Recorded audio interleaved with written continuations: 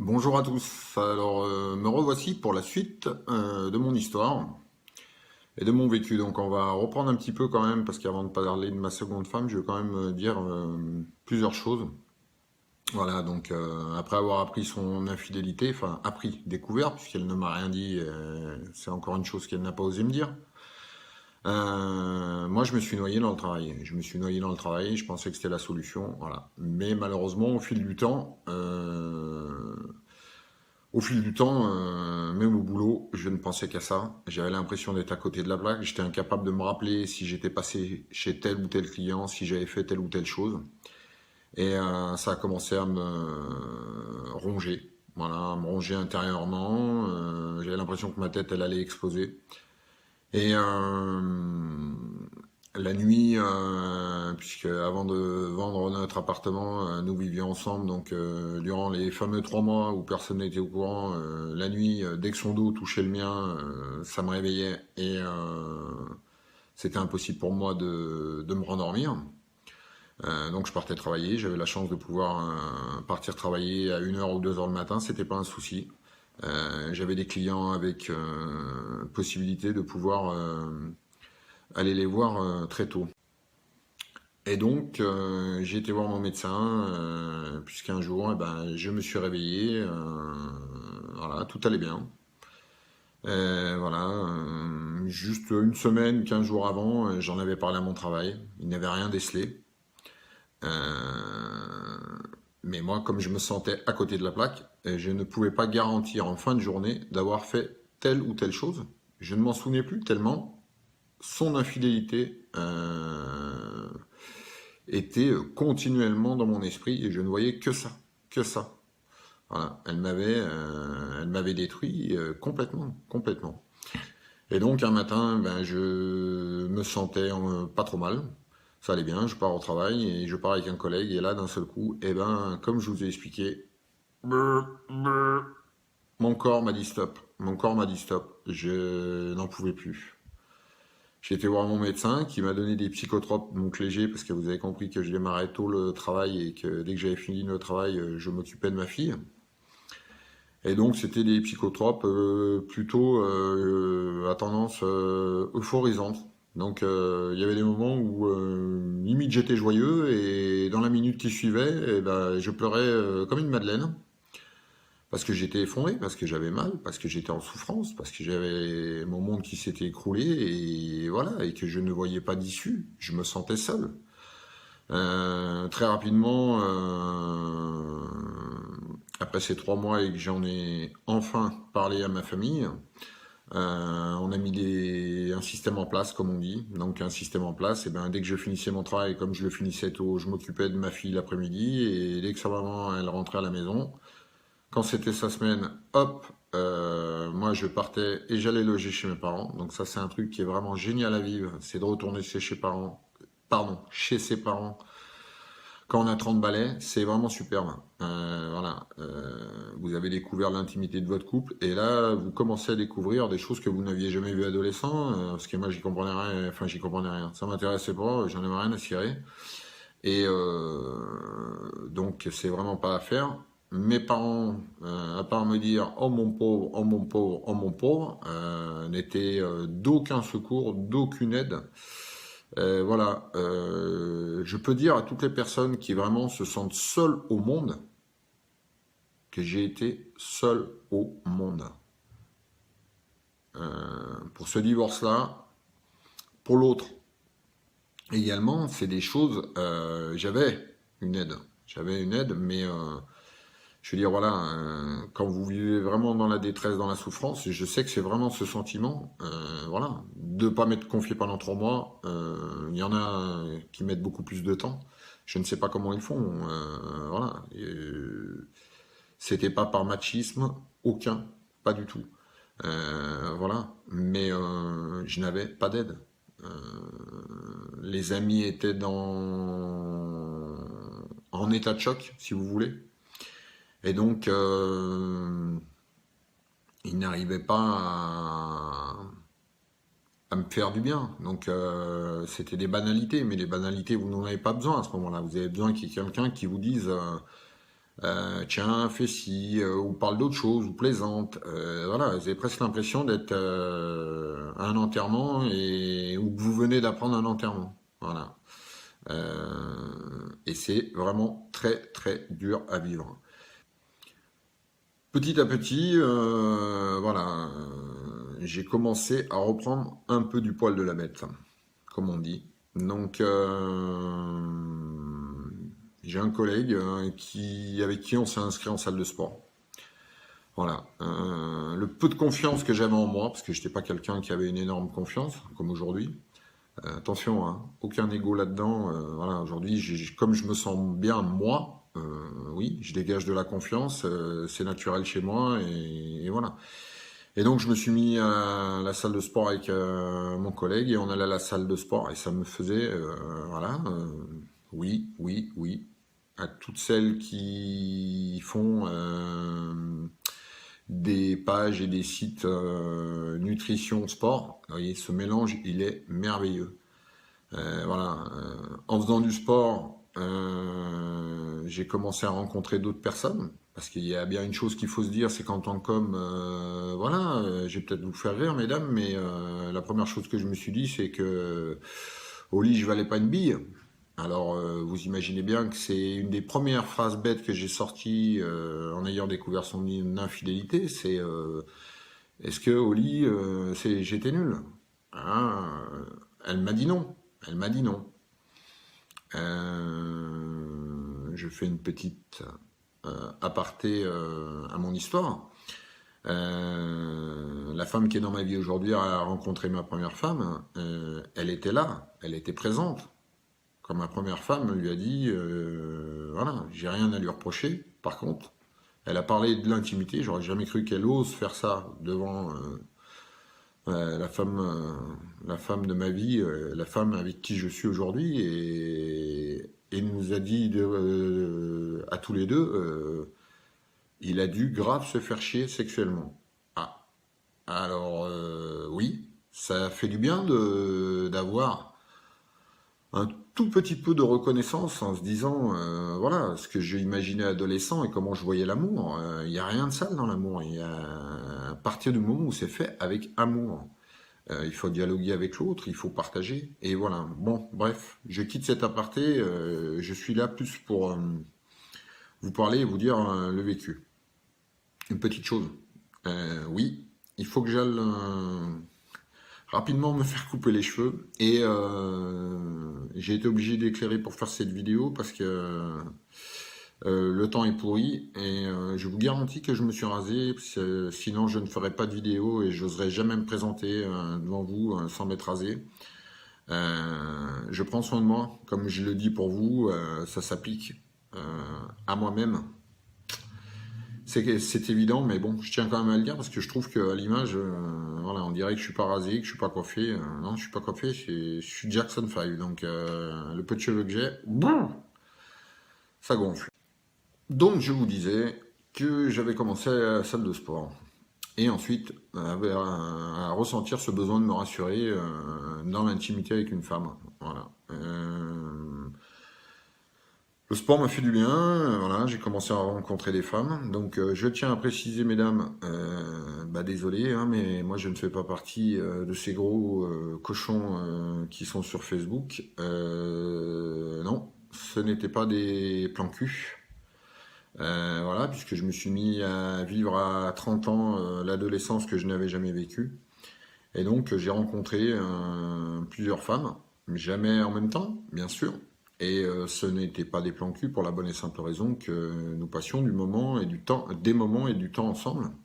Donc des week-ends entiers, des sorties au restaurant. C'était pas juste un petit resto et vite on se fout au pieu ou on fait l'amour, mais c'est pas faire l'amour ça. Donc voilà, donc les choses étaient claires, voilà, ça m'a permis de me rassurer. Les choses étaient claires et établies dès le départ. Je ne promettais rien aux femmes que je rencontrais. Je leur disais que j'étais en plein en train de me reconstruire après un divorce douloureux. Voilà, et que je t'aime, non. Je t'aime, ce n'était pas possible. Et ça n'a plus été possible pendant très très très longtemps. Ça a été possible quand j'ai eu 40 ans. Et oui.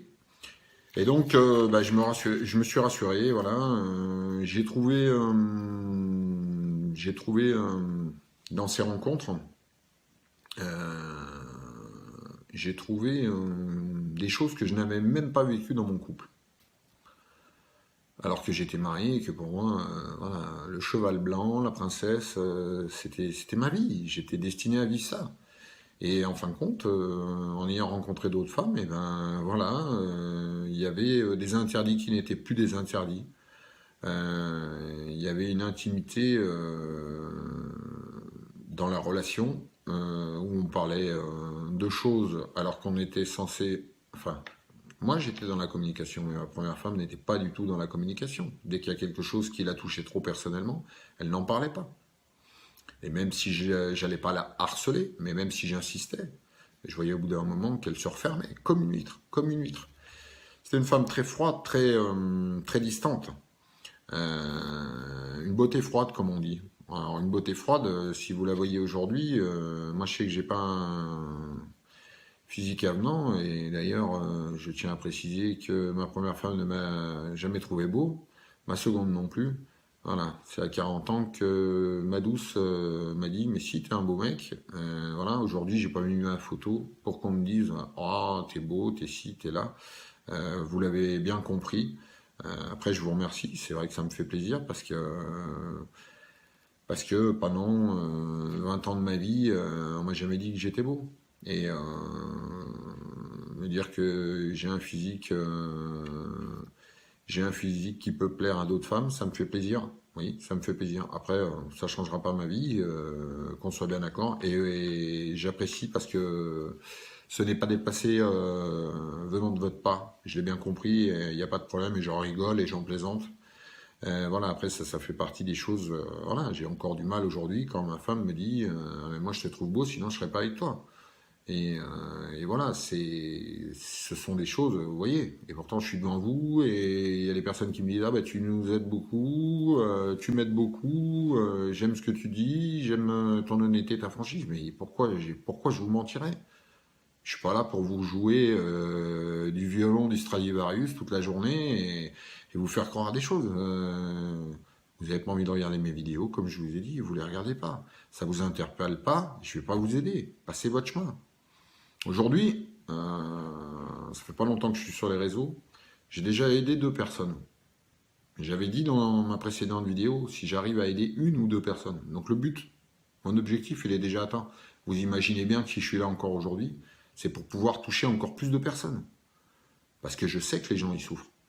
Voilà, j'ai rencontré d'autres personnes, je suis en contact avec d'autres personnes. Ce qui est drôle, enfin drôle, pas drôle au sens propre, mais au sens figuré, c'est que ce sont des femmes qui se confient. Voilà, après, je jette la clé, moi. C'est entre elle et moi, il n'y a personne qui sait ce qui se passe. Il n'y a personne qui va savoir ce qui se passe.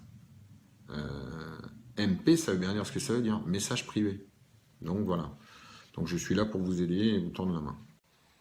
Donc lorsque j'ai vécu plusieurs histoires, comme je vous disais, ce n'était pas des plans cul, pour la bonne et simple raison que... Et je ne pouvais pas multiplier les conquêtes en même temps, pour la bonne et simple raison que j'avais été trompé. Comment moi, en ayant si mal et en souffrant, et en commençant à reprendre goût à la vie, en rencontrant d'autres personnes et en me redonnant confiance, j'allais faire vivre aux femmes ce que moi on m'avait fait. Même si on se promettait rien. Après, voilà, peut-être que elle menait une double vie, mais en aucun cas je vais les juger. Par contre, pour moi, c'était complètement impossible. Et c'est pour ça, je ne me serais pas vu aller faire un tennis et finir au lit 10 minutes après, quoi. C'était pas possible pour moi. Et donc voilà, et ça m'a permis donc de reprendre confiance en moi. Et puis au fil du temps, voilà, un jour j'ai rencontré une femme, ma seconde femme. Alors ma seconde femme, comment vous dire, la bonne copine, super sympa, on rigolait bien, voilà. quelqu'un de gentil, franchement, voilà, la bonne pote, et puis ben voilà, ben la bonne pote, la bonne copine, et ben à un moment, et ben Jean-Philippe, il a couché avec, et il a couché avec, et quelle erreur, quelle erreur, quelle erreur, quelle erreur, voilà. Je m'aperçois avec le recul que j'étais encore dans le monde des bisounours. Dans le monde des bisounours où tout le monde il est beau, tout le monde il est gentil. Tout le monde il est pas beau, tout le monde il est pas gentil. Alors, pas de noirceur là-dedans. Non, si on n'a pas d'espoir, on n'avance pas. Ce que je veux dire, c'est qu'il y a quand même une majorité de personnes dans notre société d'aujourd'hui qui sont là pour vous entraîner vers le fond. Il y a beaucoup de personnes qui vivent ce que j'ai vécu. Les proches, l'homme, le mari, la femme, qui pourrissent la vie à l'autre, les parents, les frères, les sœurs. Bon, moi je suis fils unique, mais voilà, moi, mes parents m'ont fait du mal. Je vais pas vous mentir. Aujourd'hui, j'ai plus aucun contact avec mes parents. J'ai plus aucun contact avec ma famille. Voilà. Au moment même de ma vie où je me suis senti bien et heureux, j'ai vraiment eu cette image et cette impression, pour que vous imaginez, qu'il m'avait planté un couteau dans le dos et qui triturait le couteau. Et tiens, on va te faire mal, tiens, on va t'appuyer. Aujourd'hui, je sais que mes parents seraient fiers de moi. Mon père m'a jamais dit qu'il était fier de moi. Ah, mais tu le sais. Voilà. Et ça coûte quoi de dire je t'aime? Je t'aime. Ça coûte rien. Ça coûte rien. Et à chaque fois qu'il y a eu des discussions enflammées, parce que je suis un sanguin, mine de rien, on dirait pas comme ça, mais je suis un sanguin, ça montait. Le ton, il montait. Le ton, il montait. Mais quand le ton, il monte, on ne s'entend plus. On ne s'écoute plus.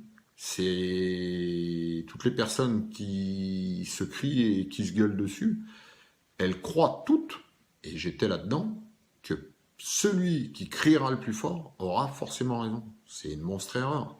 Je vais vous prendre un exemple bien clair que j'ai fait un jour avec mes 3 filles. Elles étaient en train de se disputer parce qu'il y avait un pet shop que l'autre elle avait pris à l'autre et voilà, et donc elles commençaient à se crier dessus et le ton montait. Je les ai fait venir dans le salon. Et avant, j'avais réglé la télé à un volume sonore maximum. Elles sont rentrées dans le salon et je leur ai dit, on va faire une expérience. J'ai allumé la télé. Toutes les 3, elles ont fait comme ça et elles ont mis les mains sur les oreilles. Et je dis, ben voilà. Quand vous vous parlez et que vous criez, eh ben vous faites exactement comme quand la télé, je l'ai allumée. Quand ça parle et que ça crie, et qu'on ne s'explique pas calmement, qu'on ne se maîtrise pas, on rentre la tête dans les épaules et on fait ça. Et on fait ça. Et on n'écoute pas. Par contre, quand on parle calmement, et encore plus face à des gens qui haussent le ton et commencent à avoir une dose d'agressivité, moi, mon père, il a eu une dose d'agressivité. Pendant un moment, j'ai cru qu'il allait presque me tirer un coup de poing. Et j'ai jamais été battu. Après, oui, je me rappelle de certaines choses dans mon enfance. Et encore une fois, je ne vais pas vous mentir, je me rappelle avoir pris un coup de pied au cul pour monter à l'étage et qu'avec son pied, il m'a envoyé valdinguer dans le retournement des escaliers. Donc j'ai fait 3 mètres de déplacement. Vous imaginez que ça m'a bien mis KO parce que j'avais 16 ans. Il m'a pris sous les testicules, donc derrière j'ai eu très mal. Je vous rassure, pas de problème à ce niveau-là. Mais bon, bref, voilà, je reconnais. De toute façon, je ferai une vidéo sur les parents. Par contre, je vous le dis déjà, le sujet de ma prochaine vidéo sera justement sur les manipulateurs. Beaucoup de personnes croient la famille, la sacro-sainte famille. Voilà. Faut dire ce qui est bien dans la vie et faut dire ce qui est pas bien. Mais il y a un constat, et c'est dans toutes les familles pareil, il y a un constat vous pouvez regarder à gauche, à droite, c'est que dans les familles, il y a des fameux secrets de famille. On tait les choses. Et après, on vous dit, ah ben toi, Jean-Philippe, tu fais pas bien ça. Ah bon? Mais toi, t'as fait quoi au fait? Et ils sont surpris, les gens. Mais comment tu sais ça? Ah mais j'étais tout petit, mais moi, ça m'a marqué. Ça m'a choqué. Je dormais pas, j'ai entendu. J'ai entendu ça. Moi, mes parents, je leur disais que j'étais heureux, que j'avais rencontré ma douce d'aujourd'hui. Et ils voulaient quoi? Ils voulaient diriger ma vie. Ils voulaient diriger ma vie. Ah bah tu vas faire ci, tu vas faire là. Non. Quand on est parent, on est là pour conseiller. On n'est pas là pour donner des ordres. On est là pour dire, ah, ben, peut-être que tu pourrais faire ça, offrir différentes solutions, différentes possibilités, faire voir les différentes possibilités. Mais bon, bref, les parents, je reviendrai là-dessus, et les manipulateurs, donc, ils sont dans votre famille. Certains ou certaines, c'est l'homme qui leur bouffe la vie, qui leur bouffe l'existence. Certains, c'est les femmes, parce qu'il y a des hommes qui vivent avec des femmes comme moi j'ai vécu. C'était insidieux. C'était insidieux. Voilà, cette première femme que j'ai rencontrée, cette seconde femme, pardon, que j'ai rencontrée, voilà, au départ, a su se montrer sous son meilleur jour. Ça se passait très bien avec ma première fille.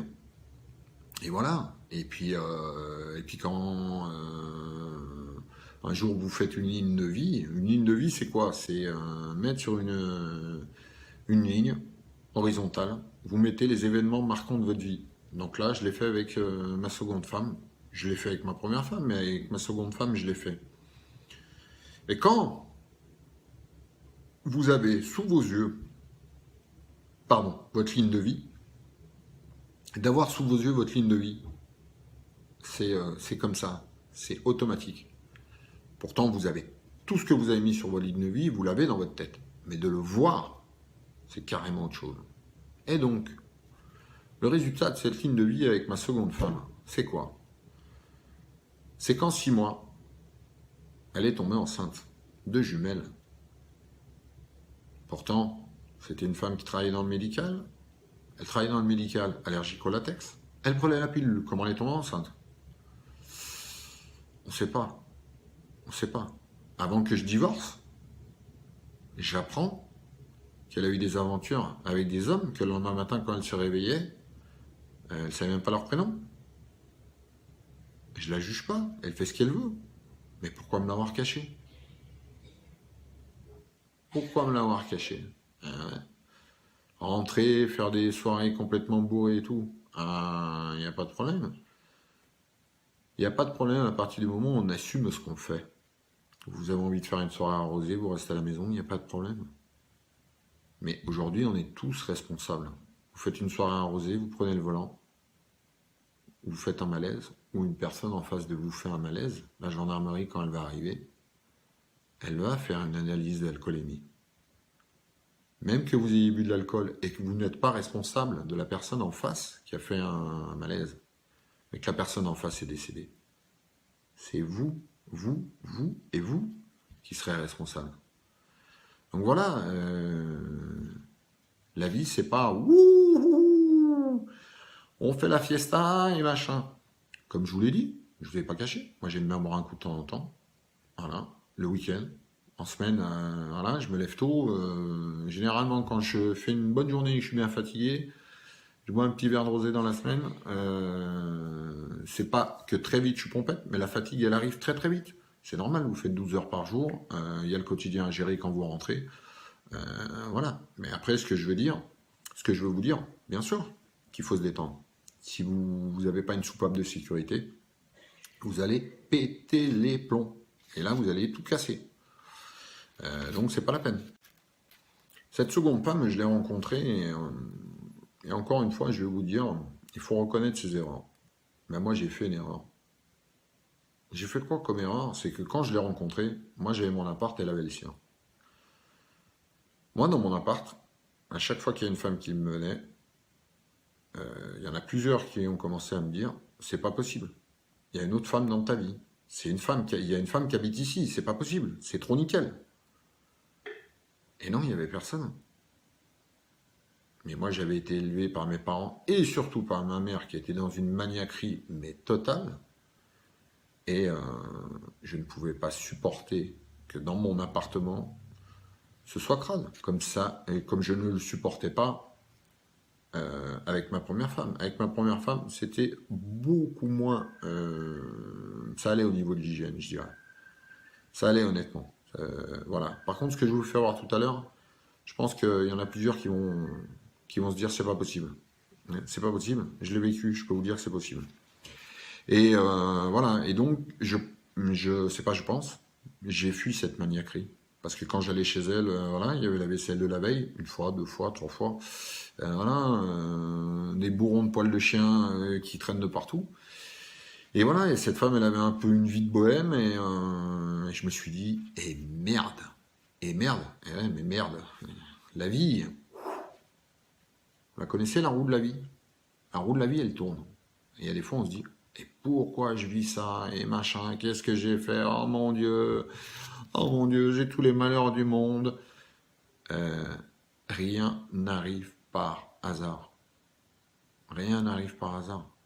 Et aujourd'hui, je le dis, j'ai fait une erreur. Quand j'ai vu ça, j'aurais dû me dire, ok, je suis maniaque, je lâche un peu les rênes, il faut l'être un petit peu, mais pas trop, je lâche un peu les rênes, mais surtout, je ne vis pas une vie de bohème. Une vie de bohème. C'était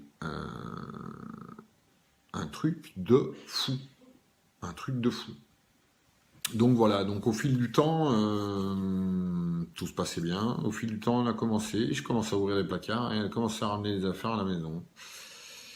Elle a commencé à ramener des affaires à la maison. Paf, très rapidement, elle est tombée enceinte. Et voilà, elle est tombée enceinte. Bon, la première fille avait vécu, pas au tout début, mais ensuite très difficilement le divorce de sa maman et de moi.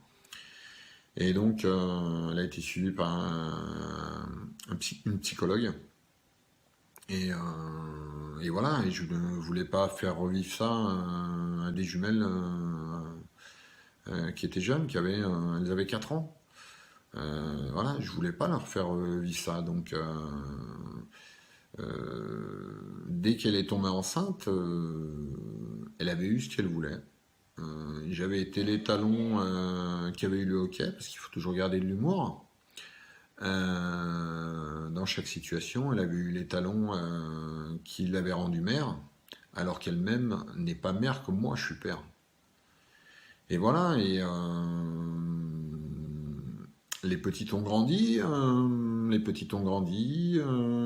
y avait encore ce chien, j'adore les animaux, mais quand on a un animal, pardon, on s'en occupe. On s'en occupe, mais c'est moi qui m'en occupais, alors que c'était son chien. Et plus qu'elle.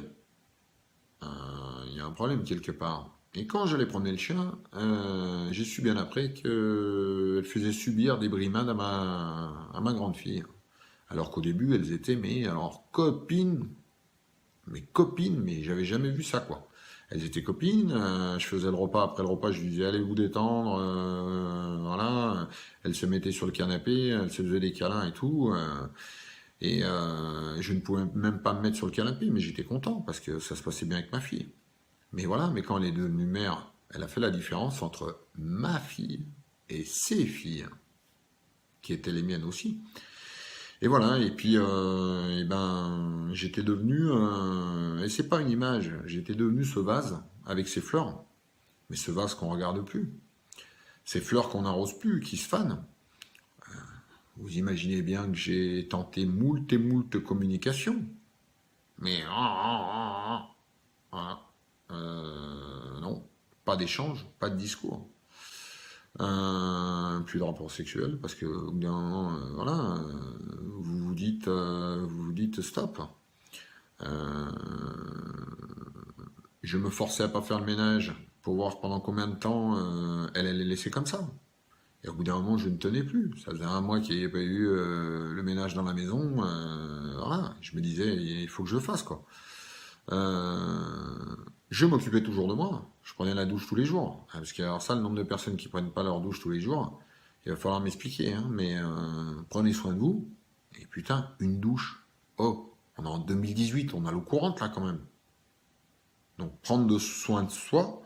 Putain, moi, quand je rentre du boulot, c'est la première chose que je fais. Je rentre du boulot, je prends ma douche. Ça y est.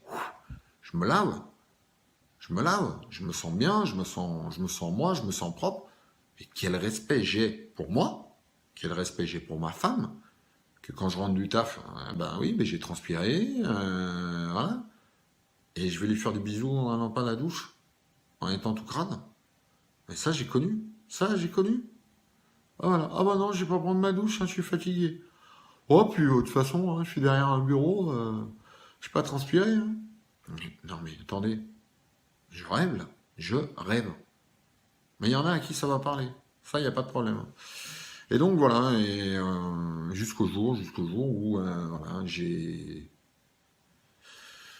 senti, je peux pas dire autre chose, j'ai senti que j'allais laisser ma vie, trois enfants à s'occuper, la maison, le chien, voilà. Et donc j'ai dit stop, je n'en pouvais plus, j'ai cru que j'allais crever. La vie était tous les jours, mais terne, mais plate, comme je l'ai dit dans une précédente vidéo, mais un électrocardiogramme de quelqu'un qui décède. La ligne, la ligne. Et je suis parti de la maison. Je suis parti de la maison. Voilà. Je voyais, donc très rapidement, on a mis en place le fameux système où papa, alors qu'il faisait tout, se fait enfler, parce que les pères, on se fait enfler hein, quand il y a la séparation. Alors vous allez me dire, mais oui, c'est toi qui es parti. Ah oui, mais quand je vais vous faire voir, notamment pourquoi je suis parti, je veux dire, quand on aime quelqu'un, on fait tout pour le retenir. On a des attentions, on parle, on communique, on échange, on essaye de lui faire plaisir. Qui est plaisir? Mais non. Elle rentrait du boulot, le repas était prêt, les trois gamines avaient mangé. On mange ça ce soir? Bah écoute, la prochaine fois tu feras manger. Oh, tout de suite, t'es susceptible. Ça, c'est de la manipulation. Sauf que, voilà, moi, je suis un sanguin, je vous l'ai dit. Au bout d'un moment, le couvercle de la cocotte minute, il a explosé. Et donc, j'ai tout envoyé balader. J'ai tout envoyé balader. Je suis parti. J'en pouvais plus. De partir, bah, du jour où je suis parti, dès que j'ai été dans ce nouveau logement, ma grande fille, mais je me rappelais même plus qu'elle avait un sourire. Et pourtant, je parlais avec elle. Mais non, mais elle subissait des choses. Elle lui faisait des attaques psychologiques. Des attaques psychologiques, elle la mettait de côté. Et ça, c'est pas normal. Et ça, je m'en veux. Je m'en veux parce que je le voyais pas. Et pourtant, avec ma fille, on était mais comme ça, comme les deux doigts de la main. Et voilà. Et on a divorcé. On a divorcé, donc divorce très difficile puisque vous savez, encore une fois, on était devenu propriétaire grâce à celui qui fait cette vidéo, hein, parce qu'il a commencé à travailler très jeune puisque les études, c'était pas son truc. Donc, de mon précédent divorce, quand nous avions revendu, il y avait un petit peu d'argent. Et donc, ça a pu nous permettre de racheter quelque chose avec ma seconde femme. Mais ma seconde femme, elle m'a mis à poil. À poil. Voilà. Elle est tombée sur deux avocats de femmes et je suis, entre guillemets, passé pour l'enfoiré de service. J'ai tout laissé. Dans mes deux divorces, j'ai tout laissé à mes ex-femmes. La voiture. J'ai pas repris un seul jouet. Je tiens quand même à vous dire que ma seconde femme, quand je cherchais un logement, parce que je pouvais plus payer de l'autre côté, je n'avais pas de quoi recevoir mes enfants. Alors merci le Bon Coin, mais j'ai couru comme un fou. J'ai fait les déménagements tout seul. J'ai fait tout seul. Tout seul. 2 fois interdit bancaire, elle m'a mis. Aujourd'hui, plus jamais de ma vie je reprendrai un chéquier. Plus jamais de ma vie je reprendrai un chéquier. parce qu'elle m'a mis dans une merde financière alors qu'elle me devait énormément d'argent.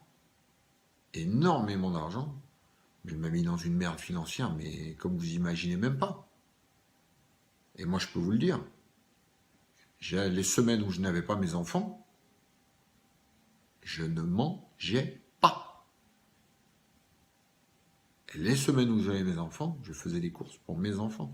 Ah papa, tu manges pas beaucoup. J'ai pas besoin.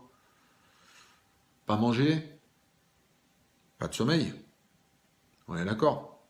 Donc des nuits à cloper comme un malade et à cogiter. J'en ai vécu.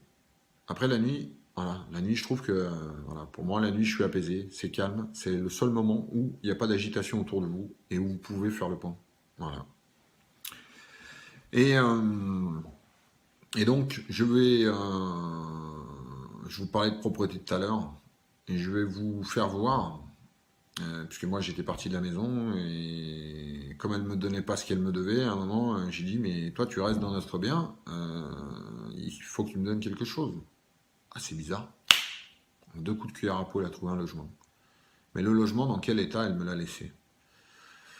Donc je vais vous faire voir des photos parce que je sais qu'il y a beaucoup de personnes et notamment de femmes qui vont se dire oh non non non non, il nous joue de la clarinette, il nous joue du pipeau. Je vais vous dire, mesdames, après mon travail, sur 5 jours, j'ai passé 13 heures à nettoyer l'appartement pour pouvoir vendre cet appartement. C'est grâce à moi qu'on a vendu cet appartement. Parce que avant, il était dans un état mais pitoyable alors qu'on l'avait acheté neuf, que j'avais fait des travaux dedans, avec l'aide de mon père. Voilà. Mais bon, quand on donne un coup de main, que ce soit à son fils, que ce soit à son frère, à sa sœur, c'est comme moi aujourd'hui, je vous tends la main, c'est pas pour vous dire un jour oh, hé, je t'ai tendu la main. Attendez, moi je vous tends la main, je vous demande rien. Du jour au lendemain, vous avez envie de m'envoyer balader, mais vous le faites. Ça va pas changer ma vie, je vous en voudrais pas. Je suis pas comme ça. Voilà, je suis là pour vous aider, point. C'est pas, je demande pas de retour. Je demande pas de retour. Après, oui, ça me fait plaisir que vous ayez des commentaires. Oui, pourquoi? Parce que je me dis ce que je fais, je le fais et comme j'y mets tout mon cœur, j'y mets toutes mes souffrances passées pour que vous ayez moins de souffrances vous. Si personne me dit ah bah oui ça me fait du bien ce que tu fais, moi ça m'a permis de faire ci, après il y a des choses qui sont plus ou moins longues, il y a des choses qui peuvent aller très très vite et il y a des choses qui peuvent prendre beaucoup de temps. Il y a des moments où on peut se mettre en action, il y a des moments où on n'y arrive pas. On n'y arrive pas parce qu'il y a, voilà, il y a des problèmes de famille, il y a des problèmes au travail, et on n'arrive pas à être dans l'action. Et je le sais, je le sais. Il y a des moments où le constat, vous le faites bien après. Et vous vous dites, oh, putain, mais là, voilà, moi, cette deuxième personne, quand je l'ai rencontrée et que j'ai vu chez elle, jamais j'aurais dû faire ma vie avec elle. Elle est tombée enceinte et j'étais obligé d'assumer. Ma grande fille avait souffert. Mais oui, avec du recul, j'aurais pu dire, non attends, t'es allergique au latex, tu bosses dans le médical, tu vas au bloc, tu prends la pilule, tu tombes enceinte. Je refuse.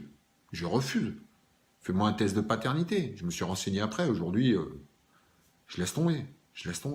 Ça sert à rien de se polluer le présent avec tout ça. Voilà. Je les considère comme mes filles. J'ai 3 amours, c'est mes 3 enfants. Voilà. Je serai toujours leur père. J'ai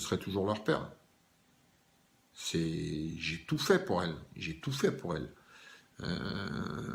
Ça va peut-être faire rire certaines femmes. Les bains, quand elles avaient la chouchounette qui était héritée, je leur passais de la crème. Et moi, 1m86, 95 kilos, j'étais avec mon doigt et j'avais peur de leur faire mal. Je me sentais brute, mais j'ai tout fait pour elles. Changer les couches, leur faire à manger, les endormir, m'endormir en les berçant dans les bras. Voilà, ne pas dormir, passer des nuits blanches alors que madame, elle dormait. Je sais ce que c'est, ça. Je l'ai vécu. ce que je dis, ce n'est pas une bêtise. Non, on n'est pas dans une émission de M6 sur la propreté où il y a ces deux femmes là qui viennent et qui sont avec des crânes. C'est ce que j'ai vécu. Voilà. Et, euh, et un jour, voilà, et un jour j'ai rencontré ma douce. Euh, pourquoi? Je n'en sais rien. Enfin, pourquoi? Si, je sais. Elle a, qui a un lourd vécu, comme chacun d'entre nous, mais un lourd vécu. Moi, à côté, on mesure pas la souffrance, mais je veux dire, il y a une réalité. Comme dirait l'autre, mon vécu, c'est du pipi de chat à côté. Et cette femme a réussi à déceler, sans fausse prétention et sans aucun narcissisme, le bijou que j'étais. Et donc elle a cru en moi, voilà, et m'a donné des clés. Et c'est ce que je fais aujourd'hui. Mais m'a donné des clés par sa présence physique. Voilà. Moi j'étais amoureux très rapidement. Pourtant vous imaginez bien qu'après 2 divorces, chat échaudé, comme on dit, hein, non. Mais voilà, parce que cette personne, elle correspondait déjà à ce que j'imaginais dans mon hein, je reprends. Elle correspondait à ce que j'imaginais dans mon adolescence. Une femme avec du caractère. C'est pas un caractère. Pour moi, c'est un sale caractère. Mais du caractère, c'est une femme de tempérament. C'est une femme de pogne. Et pourtant, féminine, douce, gentille, tendre. Et voilà. Et tout ça, moi, voilà, ça m'a permis de me révéler. Ça m'a permis de me révéler et de me construire moi. Les chemins, comme je vous ai dit, les chemins, je les ai faits tout seul. Je les ai choisis tout seul. Parfois même contre son avis. Mais la roue, elle tourne. La roue de la vie, je vous ai expliqué tout à l'heure. Et la roue, elle tourne. Et quand moi, j'ai pris les choix, et bien après, les choses, des fois, par moments, elles s'inversent. Elle m'a dit, non, tu sais très bien que la décision que tu as prise ne fait pas partie de mes convictions. Mais au final, tu as eu raison de la prendre. Parce que moi, je n'en aurais pas été capable à ta place de la prendre. Et que si j'avais pas pris cette décision-là, ben on serait peut-être plus ensemble. On serait peut-être plus ensemble. On serait même certainement plus ensemble. Voilà, parce qu'il y avait trop de choses autour. Il y avait trop de choses autour qui nous bouffaient la vie. Et aujourd'hui, on est tranquille, on est pépère. Pour vivre heureux, vivons cachés. C'est clair. Pour vivre heureux, vivons cachés. Alors vous allez dire, ah oui, mais toi, tu te mets en vidéo. Et je me mets en vidéo, mais parce qu'aujourd'hui, moi, j'ai peur de personne. Enfin, j'ai jamais eu peur de qui que ce soit, mais je veux dire, j'ai peur de personne. Je m'en fous des autres. Et je parle pas de vous. Je parle de ma famille. Je parle de mes proches. Les liens du sang. Les liens du sang, mais les liens du sang, il y a un moment où il faut reconnaître que, pour ma part, il y avait beaucoup de merde. Alors, de la merde, mais alors, taille XXL. Et allez, ça y est, je suis reparti. J'ai dit encore un gros mot. Voilà, écoutez, comme je vous ai dit, voilà, je suis pas là pour faire des manières. L'essentiel, c'est que le message y passe. C'est tout ce que je voulais vous dire. Voilà, moi aujourd'hui, je suis heureux et c'est ce que je vous souhaite à tous et à toutes. De penser à vous, d'être vous-même. Ne vous mettez pas de barrières. Ne vous mettez pas de barrières, ne vous mettez pas de limites. Après, d'emblée, n'essayez pas d'atteindre des objectifs irréalisables. Commencez par les petites choses. Quand vous êtes enfant et que vous apprenez à marcher, vous commencez, vous tombez. Vous n'avez pas d'intellect à ce moment-là égal à celui d'un adulte. Et pourtant, vous vous relevez jusqu'à ce que vous arriviez à marcher tous les jours. Et bien, la vie, elle est comme ça. Mais un gamin, automatiquement, il le comprend. Un enfant le comprend automatiquement. Enfin, l'applique automatiquement. Et un adulte, nous, on tombe. Je veux pas réussir ça, j'ai trop souffert. Moi, le premier, j'avais trop souffert. J'avais trop souffert. Et oui, mais là, intérieurement, quand je dis que vous êtes votre propre baromètre, intérieurement, ce que je ressentais, Et l'électrocardiogramme, il était comme ça, là. J'étais comme un fou. Pourquoi j'ai la patate aujourd'hui? J'ai la patate parce qu'aujourd'hui, je suis heureux, je suis moi, je me sens bien, voilà. J'ai rien à prouver à personne. Je suis juste moi. C'est tout. Donc voilà. J'ai clôturé donc l'histoire de ma vie, entre guillemets, parce il y a encore quelques sujets à aborder. Comme je vous l'ai dit au début de la vidéo,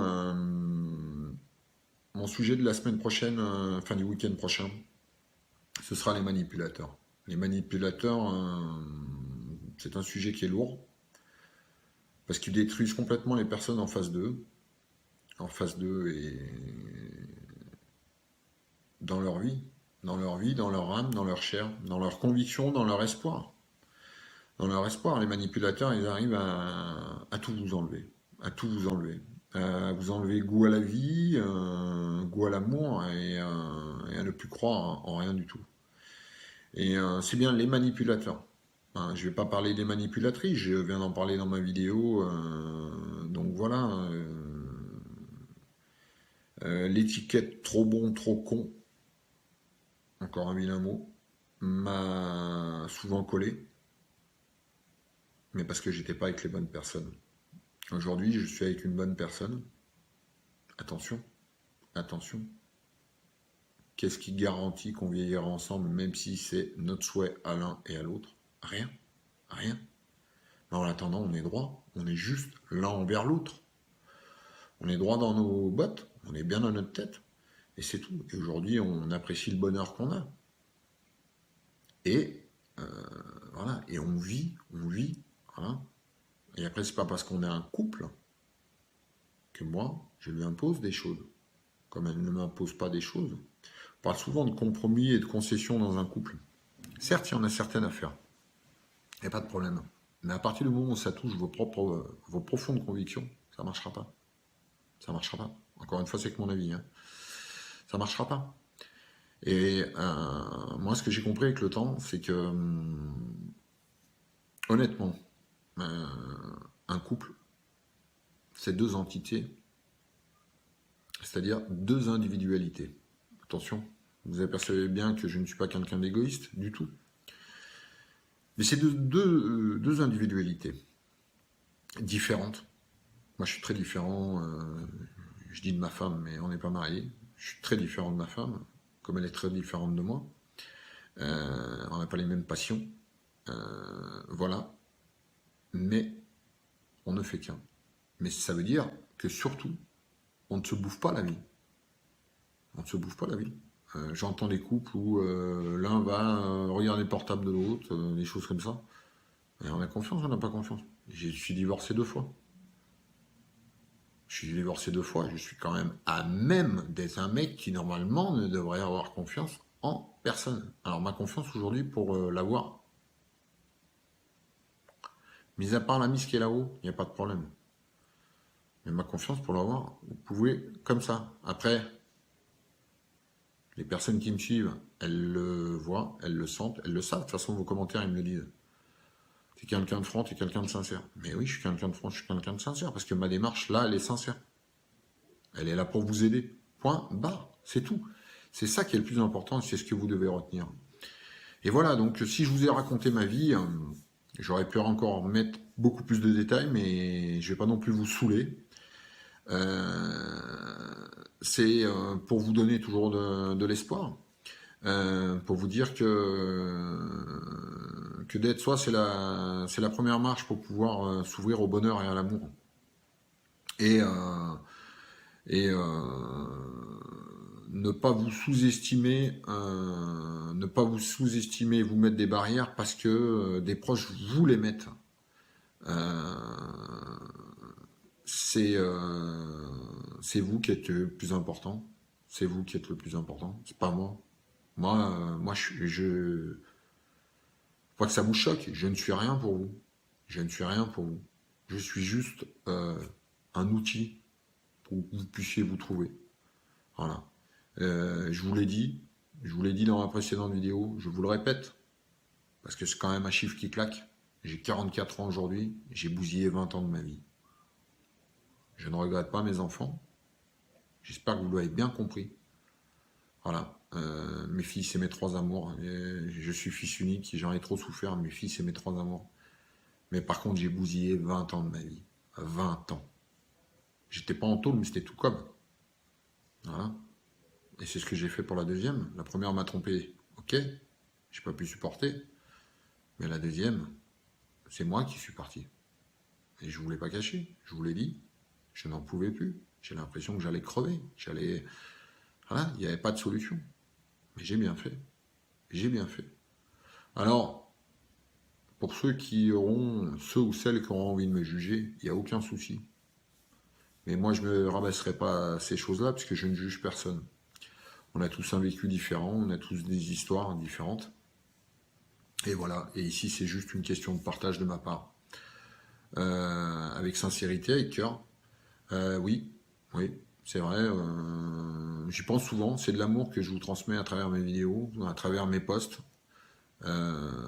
C'est de l'amour que je vous transmets. Ouais. Alors, il y en a qui le comprennent très bien, et je le vois, et c'est ces personnes-là que je remercie. Et je les remercie vraiment. Il y en a qui ne le comprendront pas, mais je m'en fous. Mais je m'en fous royal. Je m'en fous royal. Bon. Cette vidéo étant terminée, je vous remercie vraiment beaucoup. Voilà. Soyez vous-même, soyez heureux, parce que voilà, ça c'est quelque chose, je l'ai dit, je vais pas vous le cacher, ouais, j'ai de l'émotion, parce que quand on se dit qu'on a bousillé 20 ans de sa vie, alors je vais faire une réplique à la Jean-Philippe, ça fait quand même grave chier, quoi. Ça fait quand même grave chier. Et bon nombre de fois, je me suis dit, si j'avais rencontré la femme que j'ai dans ma vie aujourd'hui avant, comment aurait été ma vie? Voilà. Ne vous dites pas que Jean-Philippe que vous voyez en vidéo, waouh, c'est le meilleur, si, c'est là. Non, non, non, non, non. Le plus important, c'est vous. C'est votre bonheur. Voilà, si je vous transmets mon amour à ceux qui sont réceptifs, à ceux et celles qui sont réceptifs et réceptives, et que derrière c'est pour me pseudo-idolâtrer, je vous dis non. Je vous dis non. Moi, je vous transmets, je vous transmets de l'amour. C'est vrai que c'est le mot qui convient. Je vous transmets de l'amour, mais c'est pour vous. C'est pour que vous vous aimiez vous. Et voilà, et c'est le plus important. Et rire. Riez de tout. Ayez ce grain de folie. Voilà. Détendez-vous. Il y a des moments. Voilà. Faites une bonne soirée.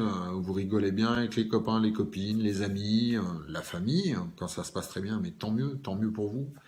Voilà. Après, dans la souffrance, voilà. Je suis dans un métier où je côtoie énormément de gens et où je rencontre beaucoup de personnes. Et l'entourage, c'est un gros sujet et c'est un gros débat, mais voilà, c'est vieux comme la nuit des temps, qu'il y a des histoires de famille et que les histoires sont cachées sous le tapis. Et que un jour ou l'autre, les choses qu'on vous reproche, les personnes qui vous reprochent ces choses-là, n'ont même pas été capables de les appliquer à elles-mêmes. Et voilà. Bon, j'arrête parce que là, je suis parti pour vous faire une vidéo de 12 heures de temps. Et alors là, ça va être by night. Bon, merci beaucoup. Voilà, j'espère que ça vous aura aidé. Voilà, j'attends vos commentaires, vos partages si ça vous plaît, bien sûr. Mais surtout vos commentaires, que vous me dites qu'est-ce que ça a révélé chez vous, est-ce que ça vous a aidé. Voilà, c'est ce que j'espère. C'est tout, je vous remercie vraiment pour tout. Excusez-moi pour ma coupe de cheveux. Faudra que j'y aille quand j'aurai le temps. Mais oui, il faut que j'y aille. Et après, voilà, merci. Je vous fais des bisous à tous et voilà, et prenez soin de vous et be yourself. Voilà, j'arrête pas de vous répéter be yourself, voilà, être soi, juste être soi. C'est le plus important. Bye bye, à bientôt et je vous fais des gros bisous et passez donc une bonne semaine parce qu'à mon avis la vidéo là elle sera montée dimanche soir encore très tard, mais il n'y a pas de problème, je vais travailler, vous inquiétez pas. Je vous fais des gros bisous et je vous dis à très vite. Ciao ciao.